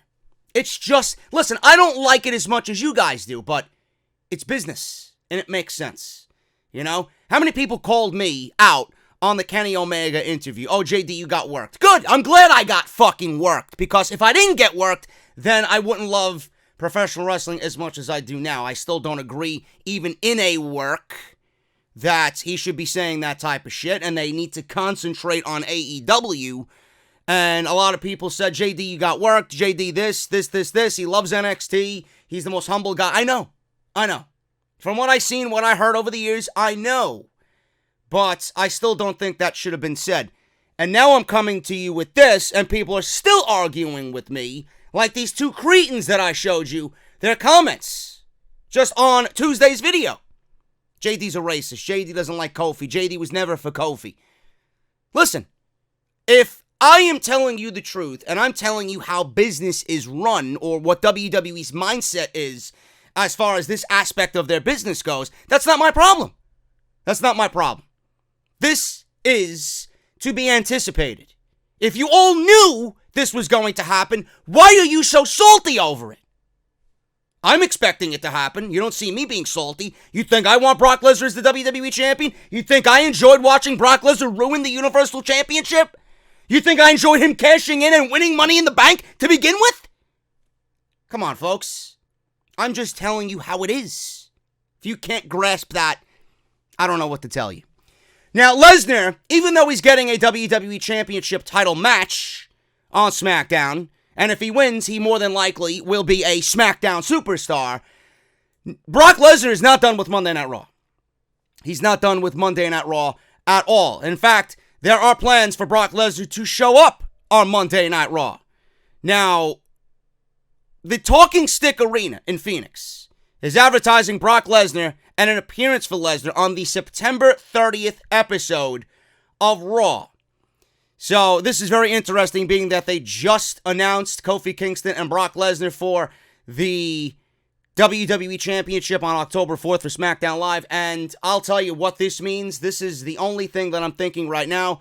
Being that the vehicle is in motion as far as hype and build for SmackDown moving to Fox, this is clearly Brock Lesnar showing up on Monday Night Raw, a brand that right now he is associated with, before they move him over to SmackDown Live completely. This is WWE getting their last little bit of juice out of the wild card rule, because Monday Night Raw, even though it sucks, is their flagship show. They're going to continue this hype and this build on the flagship show so that you are aware that you are going to watch this championship match on October 4th. Monday Night Raw, I think, brings in, or should be about even, but still on a given week, Monday Night Raw is generating more ratings than SmackDown Live, so that's more eyes and more ears to what is happening on October 4th than SmackDown Live. And if you don't watch Monday Night Raw and you only watch SmackDown Live, or if you watch SmackDown Live, you don't watch Raw, you might be out of the loop. So WWE clearly wants to get this build, and they want to build this hype, and that's what they're doing on Monday Night Raw with this announced appearance of Brock Lesnar. They're just getting ready for the hype and the build for the championship match on SmackDown Live. That's all that is. And they're not going to announce a championship match and then have him show up and do something else. So he's there for the WWE Championship, and I'm assuming if Lesnar's there, Kofi Kingston is going to be there as well. Going back to SmackDown Live, man, I told you I was a big bag of tricks today, mixed bag all over the place. Let's talk about Luke Harper. Luke Harper is back in the WWE. Everybody thought that Luke Harper was going to sit out the remaining months of his contract because Vince McMahon did not like Luke Harper for whatever reason, and the reason that was reported was he couldn't do a Southern accent, he couldn't get that hillbilly sheaf cow farmer-like accent over here on SmackDown Live. Couldn't do it. I can't even do it. I sound like a fucking mixture of a Hick and Kevin Dunn. But that's the reason why Luke Harper hasn't been on SmackDown Live, and that's the reason why Luke Harper hasn't been in the eye of favor for Vince McMahon. I don't know why. That's just ridiculous. He can't do a Southern accent. Get him off of TV. So much so that we're not even going to assign him to a brand. Ha ha! Now that's fucking ridiculous. What type of mentality is that as it concerns Luke Harper? A guy who is past his mid-30s, but can still absolutely go and has a great look. Now, he went on social media, and he went about business like everybody else did. Sean Spears got his release. Dustin Rhodes got his release. Several others, Hideo Itami, got his release, right? Luke Harper's like, let me try my luck in this shit. Put out a nice, respectful written statement. WWE will have to let me go at that point because now it's known to the world that I'm upset and unhappy in the company. They're going to have to let me go. What did Vince do? Fuck you, Luke Harper. You're not going to do what these other guys did for whatever reason. Maybe Vince thought that he could use him eventually. Maybe Vince wanted to simply use him as an example. He let the other guys go for whatever reason. You know what, Harper? Go fuck yourself. I'm going to use you as an example. You're going to be the black sheep of my wrath at this moment. I am not giving you release. And if you want, you can sit home and not do nothing. And I'm going to add 6 months on top of your contract just because you pissed me off. That's exactly what he did. Now, nobody understood it. We all felt bad for Luke Harper. I think everybody community-wide felt for Luke Harper. They feel the same way about Luke Harper and what he brings to the table. And we've heard nothing from Luke Harper. Not a single peep where you could have plugged him in on the mid-card for SmackDown Live or even on Monday Night Raw. They didn't even assign this guy a brand. You could have put him with Rowan and Bryan and have a new semi-stable here, led by Bryan. Mixture of the Wyatt family, Daniel Bryan leading. They all have some sort of history, being that Bryan was in the Wyatt family at one point for a little bit. It just seemed to not make any sense whatsoever. Now, I don't know if Vince McMahon was clearly upset that Luke Harper couldn't do his Southern accent. I think that is completely illogical and just fucking bizarre to even pick on somebody because they can't do a Southern accent.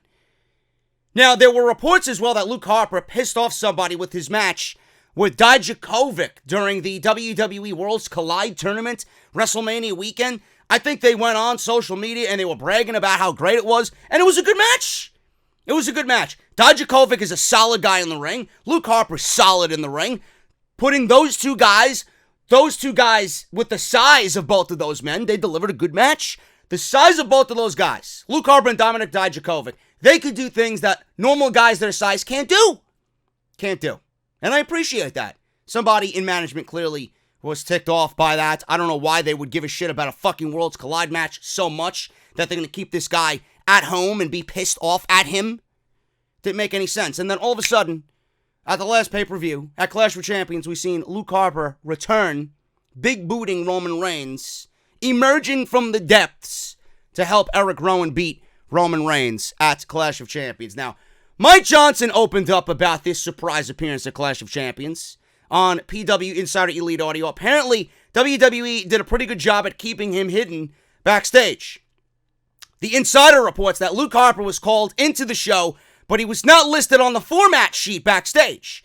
They also did what they could to hide the extremely large man just before his time to come out and get involved in the show. Harper was not listed on the format sheet for the show and was hidden just before the Reigns-Rowan match. No one saw him backstage until just before he was ready to make his spot.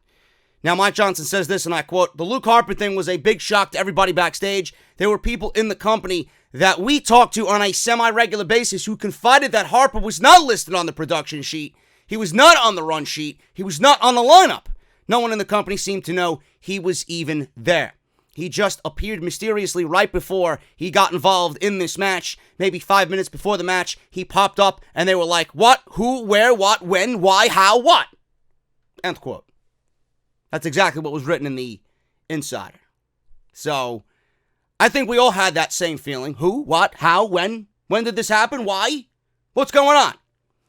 Now, during Wrestling Observer Radio, Dave Meltzer discussed this storyline to come out of Clash of Champions with Luke Harper. WWE has a lot of options, but we could be looking at some team warfare as we get closer to Survivor Series, and I did mention this. I did give you 2 scenarios on Smackdown Live when we talked about this on Tuesday. Meltzer says this, and I quote, "Obviously, Harper and Rowan are going to be a tag team against Reigns and Daniel Bryan. This is clear as day. That's where they're going. So Roman Reigns has to get a tag team partner. I mean, you know what it could be as far as Roman Reigns getting a tag team partner. Clearly, the one choice is Daniel Bryan, and then Daniel Bryan turns on Roman Reigns. That could be a situation. Now, I don't want to see Daniel Bryan as a babyface. I thought he was just so great as a heel. I love Daniel Bryan as a heel, and I hope that WWE doesn't just give him another babyface run. Now, they could use genuine baby faces, but I think Bryan is so knee-deep in his heel run that I am not ready at all to give that up. I don't think we've seen enough of it. Really.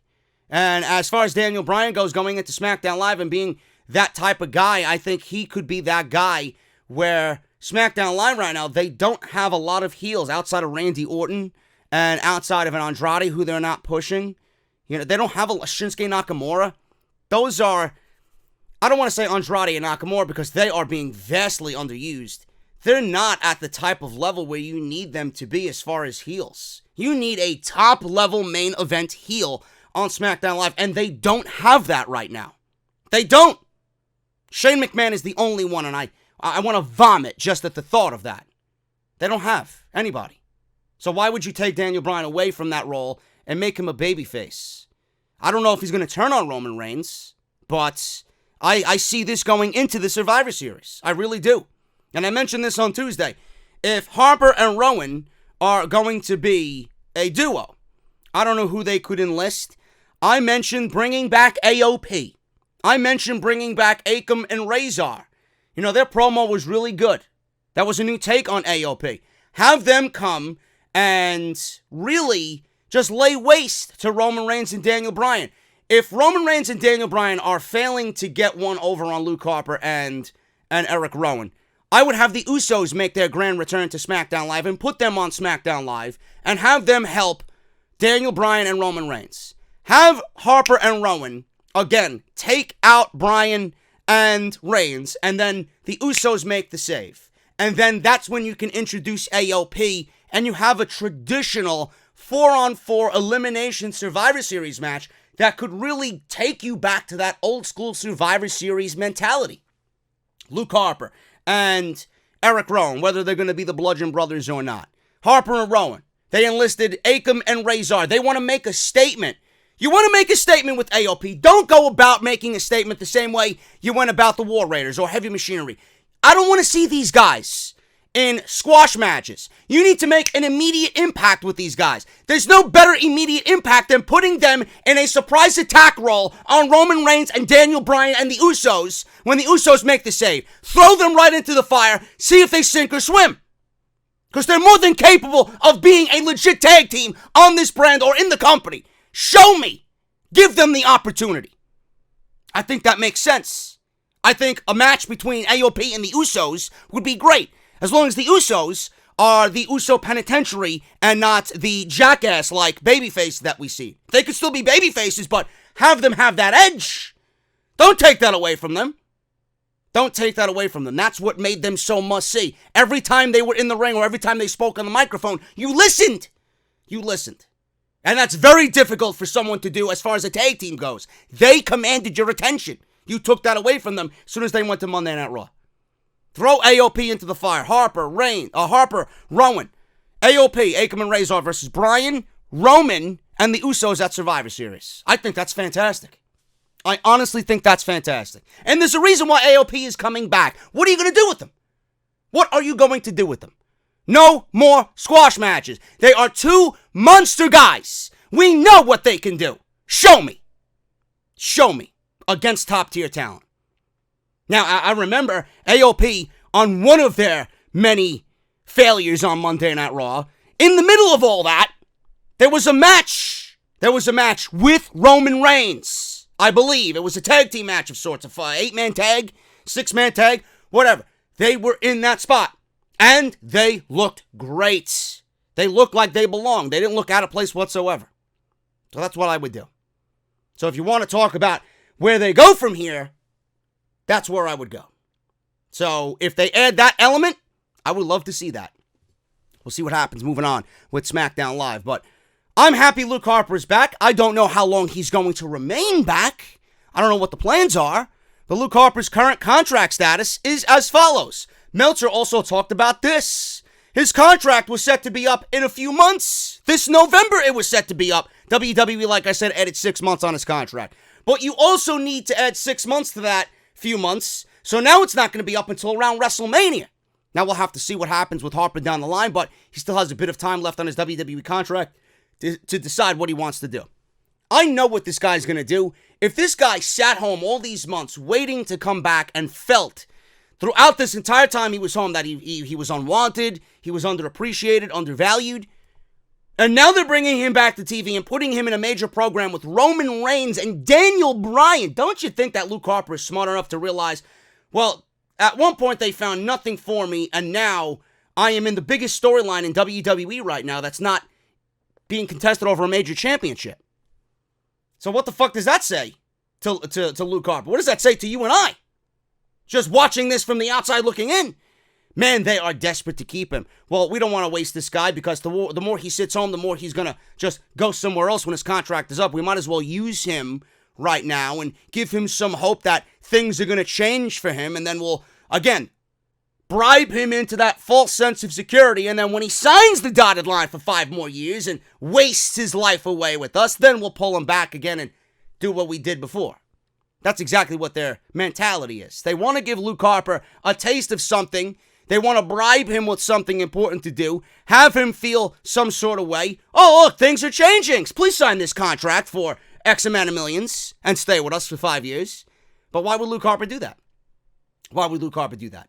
I know if I'm Luke Harper, I'm looking at this. Fuck you. You want to use me? I'm going to give you the best of what I have right now. But come April, next year when my contract's up, I am gone. That's exactly what Luke Harper needs to do. They don't value him, because if they did, they would have never kept him off television when this guy was ready to come back fucking 9 months ago! What a joke! I don't know how any fucking company can employ someone like Luke Harper and keep his talents when he's 100% healthy on the shelf. Give me a break. Luke Harper's done with the WWE after his contract is up, and if not, he's an idiot. He's an idiot. He can go somewhere else and do what he wants to do more than anything, and that's wrestle. He can go make his money anywhere else. But you can make money and wrestle at the same time, and you know what? Wow, look at this, folks. You could go make your money, go wrestle, and be respected and appreciated amongst people who aren't named Vince McMahon, who merely want to keep talent on the sideline so that you don't advance your career. Luke Harper's done. So is the Revival. Gone. If any of those men stay in the WWE, I don't respect their decision whatsoever, because at that point, it's not about providing for your family. It's not about respecting their decision to give their family a great future. What about you? What about you? You've been done dirty how many fucking times now? It's about you. Not saying it can't be about your family, but Jesus Christ, take your career into your own hands and make something out of it with the remaining years of your life. The remaining years you have left in this business, don't give it to Vince. Because look at what he's done already to you. He don't value you. He only values you because he don't want you to go somewhere else and give them, the competition, a boost. Moving on. So that's Luke Harper. I want to talk about Monday Night Raw again. Let's go back to Monday Night Raw. And we're going to end with two situations that happened on Monday Night Raw. And we'll end this part 2 right here on Off the Script. Monday Night Raw. We mentioned Monday Night Raw and the draft. How the announced teams could be different. I came up with various scenarios about who I'd like to see on Monday night take the lead role away from Michael Cole. Maybe it's Vic Joseph. Maybe it's Tom Phillips. Corey Graves probably going to Smackdown Live, being that he's the best color guy that they got outside of Nigel McGuinness. But I don't see Nigel McGuinness moving away from NXT because NXT is going to need to be at full strength. You can't have that brand operate without Morrow and Nigel on commentary. By the way, I heard a lot of people's criticisms on Mauro Ranallo on Wednesday night. Now that NXT is in the public eye, they're on USA Network. Oh, Vince has to tone Morrow down. Oh, Morrow is too crazy. Oh, Morrow is just too over the top. Shut your fucking mouth. I don't want... If any of you were responsible for saying anything along those lines, you should not even speak as far as pro wrestling is concerned. Why would you ever tone Mauro Ranallo down in any which way? You do realize that he makes NXT as great as it is. Without a voice backing whatever's happening in that ring, it's not as great as we see it. Why would you take Mauro and say, oh, bro, you need to tone it down? Then you're telling Mauro to not be Mauro. The reason why we all love Mauro is because he is that way. Mauro is a sports commentator. I don't want these fucking robotic goons calling my wrestling matches. I want excitement. I want something that really doesn't excite me to look and sound exciting. Mauro does that. I want my commentators to tell me what the fuck I'm watching as far as wrestling moves go. Mauro calls it. Mauro calls it. You know when Adam Cole does his Yushigoroshi? You know what Michael Cole does? Oh, knee to the back. When I watch NXT, Yushigoroshi by Adam Cole. I want my wrestling moves to be fucking called out when I'm watching. Seriously. I appreciate those little details. Don't ever say Mauro needs to be tuned down or toned down. Are you fucking kidding me? Maybe he's not for you, but don't tell the man how to do his fucking job. Ridiculous, man. That just goes to show you how conditioned you are as far as WWE commentators. I'd love for somebody to bring me anybody in the sport who does it better. These are people that I'm sure would take fucking Michael Cole over Mauro Ranallo. And I hope you know that Michael Cole is in charge of every commentator in the WWE. So if you think Michael Cole is the number one guy in this company, clearly you're wrong. But Michael Cole has a hand in everybody doing commentary. Every single one of them he oversees in the WWE. You don't think Michael Cole oversees Mauro Ranallo? So if Mauro Ranallo is still the same way he is now, even with Michael Cole there, what does that say? Mauro Ranallo was on Smackdown Live. The reason why he's not on Smackdown Live, whether the rumors of JBL bullying him are true, the reason why he's not on Smackdown Live is because Vince McMahon tried to control him. He went away, he quit, and who brought him back? Triple H brought him back. Why did Triple H bring him back? Because Triple H knew that Mauro Ranallo was the best voice in the business. And when it comes to NXT, Triple H accepts nothing but the best. Gave that man a new 3-year deal. He's the voice of NXT until the day he fucking dies. That's why Triple H brought him back. You know what Triple H has done? He hasn't said anything about Mauro. He don't even fucking touch Mauro because he knows how great Mauro is. Why would you do that? Give me a break, folks. Monday Night Raw's commentary needs to be the same way. If I'm in control, if I'm Vince McMahon, I want Mauro on Monday Night Raw, but that's not going to happen. That's not going to happen. WrestleVotes is reporting that 2 new faces, 2, not 3, 2, are going to be doing Raw commentary. They say, and I quote, starting very shortly, Monday Night Raw is going to sound a lot different. I've been told that the plan for right now for Raw's announce team is Vic Joseph and Dio Madden. Dio Madden. Brennan Williams. That's Dio Madden. Brennan Williams played NFL football, but he soon ended up in NXT. Now he is on commentary doing 205 Live commentary. I don't know what is going on. I think that is just so out there for it to be true. I don't know why Vince McMahon would allow Monday Night Raw to just completely undergo that drastic of a change. You want at least a familiar face on that show, but even that's something that we've wanted. Just a complete turnaround. I think this show, and you know, if this is the case, I don't know Dio Madden, or I don't know how he is, or what he sounds like, or what he brings to the table, but I know with Vic Joseph, having these two guys there and just watching Monday Night Raw undergo such drastic change, it honestly might be good for the brand. Because right now it's just in a state of complacency and just fucking formulaic garbage. I think the entire show needs to be changed upside down, and I mean that wholehearted. From lighting to fucking camera work to commentary to stage to roster. Everything about the show needs to be changed. Everything. That show is insufferable every single week. Insufferable. I'm with this. I don't know who Dio Madden is. I don't know what he brings to the table, like I said. But to give him a shot, why not? Why not? I don't know where Tom Phillips ends up. I really don't. Because, you know, Michael Cole's going to SmackDown Live, and Corey Graves is probably going to SmackDown Live. Where Tom Phillips goes, I don't know.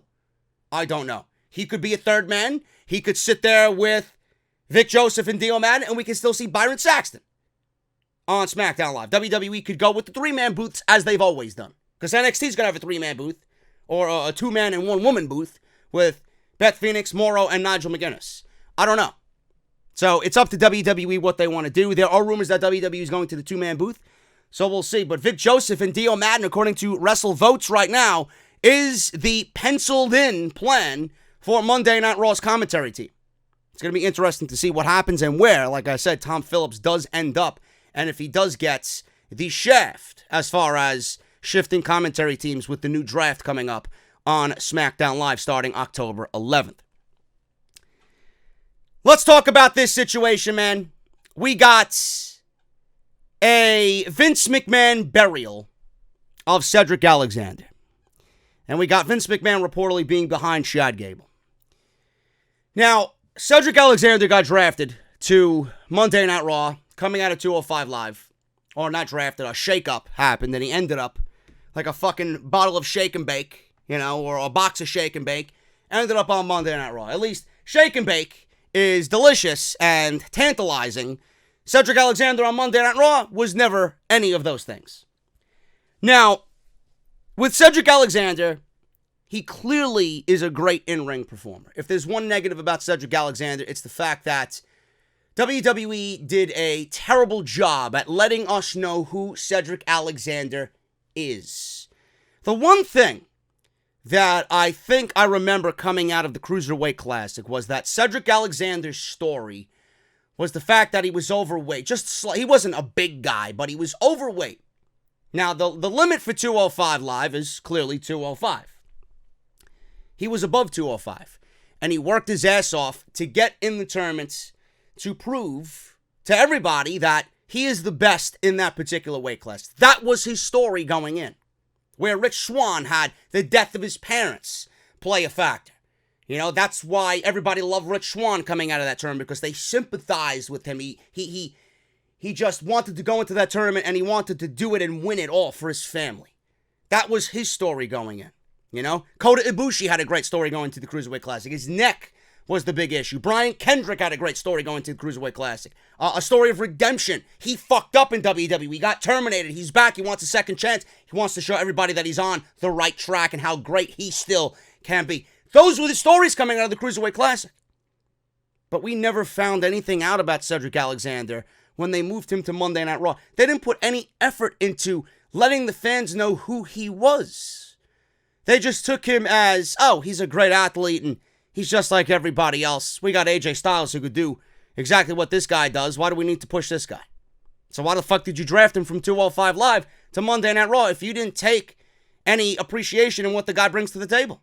I don't understand the logic, and this is why I get so upset. Why do you take and don't use? Why do you take someone like Cedric Alexander and give him nothing on the show when clearly a guy like this can make the show better? I don't understand that mentality. So Cedric sits on Monday Night Raw with absolutely nothing. Then we see him chasing the 24/7 title, and people are starting to get pissed. People are starting to get pissed, and this is why I fucking loathe the 24/7 title. Guys like Cedric and guys like Buddy Murphy and guys like EC3 and Robert Roode do not need to be chasing some fucking mock title. Fucking bullshit. Then we seen the debut of Gary Garbutt. Gary Garbutt. He was a janitor. He was a trash man that Shane McMahon enlisted during the storyline with Roman Reigns.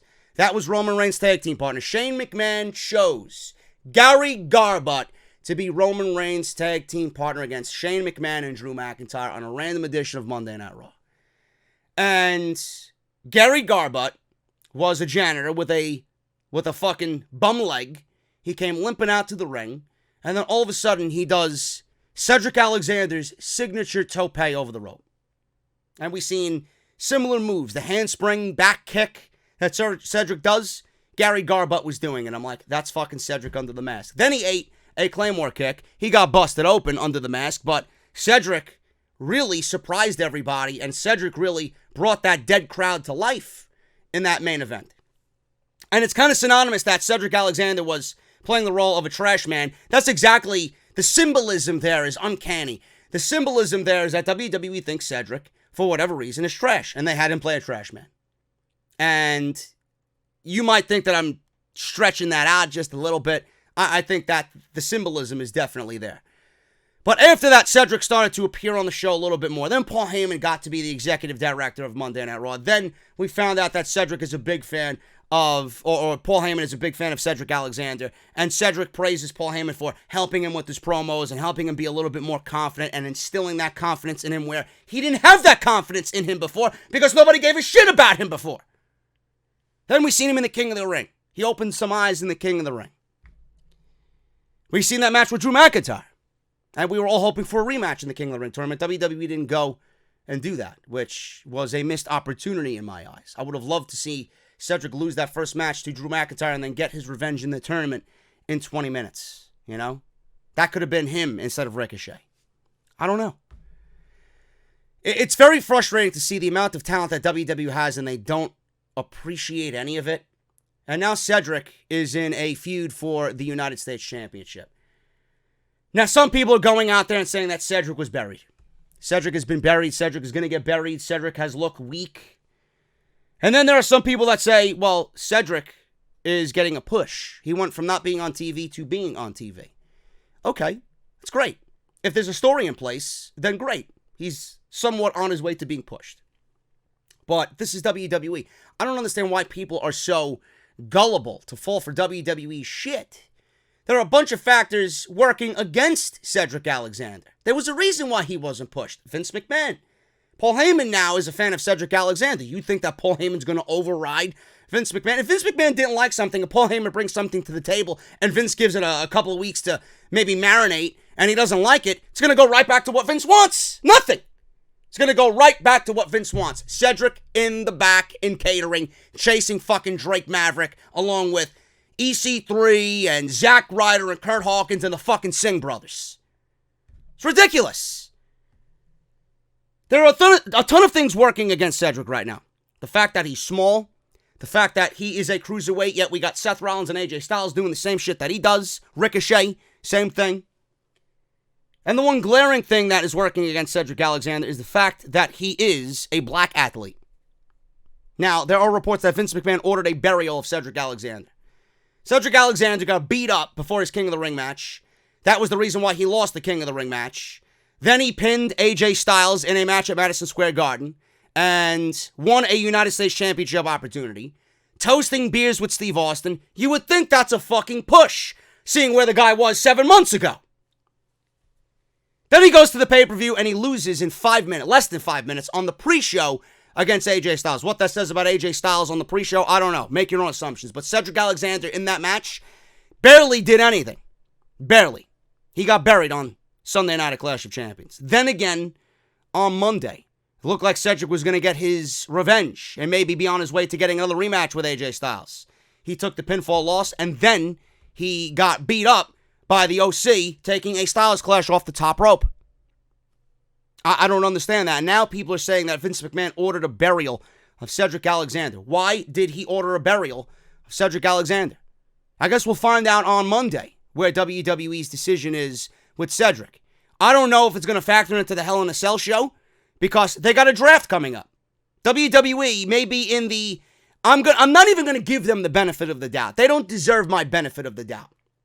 But I got to give them some sort of fucking leeway here. Very slightly. There is a draft coming up. Maybe they're just ending current storylines so that they can start fresh on both shows when the draft comes. When SmackDown moves to Fox. I don't know. That's their little leeway right there. So I'll give them that. I'll give them a little fucking crumb at the dinner table. But the fact that Cedric is going nowhere and fast after being so prominent on Monday Night Raw, gotta be a reason. You don't just take someone who Paul Heyman is in favor of, use him in a positive way, and then week after week after week, bury this guy. I mean, Cedric Alexander had the worst week, I think, out of anybody in WWE. 5 minutes of Clash of Champions, got beat up after the match, takes the pinfall loss on Monday Night Raw, and then get beats up after the match. That doesn't look like a contender for the U.S. title to me. Now, he spoke to Bustin' Open Radio. Spoke to Bully Ray. Cedric noted how he was scared about being such in a highlight position, especially at Madison Square Garden. He got to share beers with Stone Cold, which is something he never thought would happen in his career. He says it's scary. It's one of those things that I never thought would happen. But now it's almost unbelievable. I tried to describe how I feel about this, about being closer and closer to the top of WWE. Things like Madison Square Garden, and to share a beer with Stone Cold Steve Austin and get a win over AJ Styles in Madison Square Garden. It's almost like sensory overload. Everything is happening so fast. To me, it just means that all the hard work that I've done over the past 10 years doesn't go in vain. End quote. Just a few weeks ago, it looked like Cedric was about to be a big thing on Monday Night Raw, and reports, like I mentioned, came out that Paul Heyman was a very big fan of his. Now, though, it looks like his brief time in the spotlight is over on Monday Night Raw because Vince McMahon has suddenly decided that he wants to bury Cedric for reasons only someone like Vince McMahon could understand. Speaking on the most recent Wrestling Observer Radio, Dave Meltzer said this, and I quote, "I was told that Vince McMahon wanted to bury him." End quote. He didn't dive into anything else but that. He was told that Vince McMahon wanted to bury him. Now, this certainly seems to be the case because his shot at the United States Championship at Clash of Champions was relegated to the pre-show, and then he lost in a few minutes, and then he got beat on Monday Night Raw. Now, it would be terrifying, but absolutely, I would say, a lesson in life to know what Vince McMahon is actually thinking, not only in this situation, but in many situations. I'm assuming that it has to be, he was never a big fan of Cedric to begin with. He gave Paul Heyman some leeway. He decided against it because Vince McMahon is the ultimate decision. He's small, he's athletic, but I have guys on the roster that are better looking and better than him and do it better than him, so why are we going to push him? And it all comes down to the color of his skin, which I'm afraid of as far as Ricochet goes as well. And if you don't think that's the case, folks, I would not put it past Vince McMahon. Every black athlete in WWE right now on the main roster that you want to see in a prominent position, where are they? They're not on TV. And if they are on TV, they're either losing or they're in some minimal role. Vince McMahon is a racist. That's the way it is. And if this is to be true, I would not be surprised if Vince McMahon is taking this out on Cedric just because of who he is and the color of his skin. I mentioned this time and time and time again. Reports came out that Vince McMahon wasn't a fan of Ember Moon. How could you not be a big fan of Ember Moon? If you're not a big fan of Ember Moon, why call her up to begin with? Why is he not a big fan of Ember Moon when she probably is one of the best looking fucking female performers in the middle of that ring? Why? Because she's a black athlete. That's the only reason why. There's no reason for Cedric not to be at the top of his division, mid-card, for the U.S. title or the Intercontinental title on either Raw or SmackDown. There's no reason. There's absolutely no reason. Cedric embodies a babyface character. WWE doesn't have genuine babyface characters that we want to get behind and sympathize with. Cedric Alexander embodies that. tell his story. Have him open up to the fans about why he's there, what he wants to accomplish. They don't put any effort into Cedric Alexander. Then you hear reports that Vince McMahon wants to bury him. I don't understand why you employ someone to bury them. Is this WWE? Is this being, mindful of what the fans want? Or is this your company and fuck the fans and you're only booking for one man, and that is you? That's not the way it works around here. It might work because you're Vince McMahon, but what you're doing, I don't know if you realize this or you're smart enough to realize this. You might have that fucking dementia sinking in stage 4, but you're burying someone who is one of the best athletes you have on the entire roster. Why you pay someone to ultimately bury them just for your own comedic satisfaction? It's fucking ridiculous. I hate this shit. And then on Friday's show, Triple H is saying Vince doesn't get the credit that he deserves. Because he doesn't deserve any fucking credit. When I see stories like this, no reason why Cedric should be buried. None. Vince McMahon reportedly is behind Chad Gable, though. He's behind Chad Gable. The Wrestling Observer newsletter know that Vince McMahon is behind Chad Gable's push. Might be working a gimmick that doesn't really seem to be an upper tier player in WWE. But McMahon appreciates what he brings to the table, even though Gable is doing his gimmick that screams undercard babyface. Sources say Vince really likes and appreciates him and considers this of course it's a fucking push. Considers this a push. He was on fucking TV for 2 weeks. He looked great. Where was he 6 months before that? Wasn't on TV. Broke him away from Bobby Roode. They put him on 205 Live. They used him on 205 Live. Nobody gives a shit about 205 Live. Then they miraculously moved him back to Smackdown Live with no fucking rhyme or reason. And he sat, and he sat, and he sat, and nothing. Then he's in the King of the Ring tournament. He impresses in the King of the Ring tournament. People see how good he is. Now all of a sudden, this is considered a push. Of course it is. Look at where he came from. How is it going to be looking 3 months from now? Are we still going to think, well, this is still a push for Chad Gable? They gave you a tease of something else happening with Baron Corbin. Maybe this is just Vince McMahon, ha ha ha ha, having Baron Corbin go into another match with Chad Gable, bury him, have him lose again, and then take him off TV. Because there's no reason why Baron Corbin... You know what? I want to make this little observation here. Chad Gable ruined the entire coronation of Baron Corbin. The crown, the scepter, the robe, the throne. Left Baron Corbin crying that his crown was destroyed. All the jewels and the fucking gold on the crown all over the place. You know what it reminded me of? It made me think of Vince McMahon hating tournaments so much. It's as if he didn't want the tournament to happen to begin with. Now, I don't know whose idea it was to bring back the King of the Ring. It was like they did it because they wanted these shows to have some sort of catch over the last 4 or 5 weeks heading into the pay-per-view. And then when the finals happened, we got a great finals. And then the coronation happened the same week on Tuesday, this past Tuesday, and Chad Gable ruined the coronation. It's as if Chad Gable went out there and channeled his inner Vince McMahon, and he destroyed the entire crown, the throne, the scepter, the robe, in some fucking hissy fit rage, because he never wanted the fucking tournament to happen to begin with. It's almost as if Vince McMahon was speaking through Chad Gable's actions. Finally, this fucking tournament's over. This is what I think of the fucking King of the Ring tournament, because now I'm looking at this as a fan. You got Baron Corbin winning the whole fucking thing, being coronated. What does he have to show off that he won the fucking King of the Ring? Is he going to get a new crown? Is he going to get a new scepter, a new robe, a new throne? Is he going to get anything? A title shot? It's as if Vince McMahon couldn't wait to end this tournament to let us know exactly what he thought of the entire tournament after the fact it was over. And he sent Gable out there to destroy everything as some fucking weird symbolism as to what Vince McMahon thought of this entire tournament. Now Baron Corbin has nothing. Unless they provide him with another crown, it's almost as if the King of the Ring never happened. It's almost as if the entire 4 weeks that we've seen were a complete waste of time. But Chad Gable's getting a push. We'll see what happens if Chad Gable is on TV. I mentioned this on Monday when we seen the finals. If Chad Gable is not on TV after the performance he gave in the King of the Ring tournament, then it's a fucking crime on WWE's behalf that they're not using him. That man could go anywhere. That man, Chad Gable, is lowering his fucking self. He's lowering himself.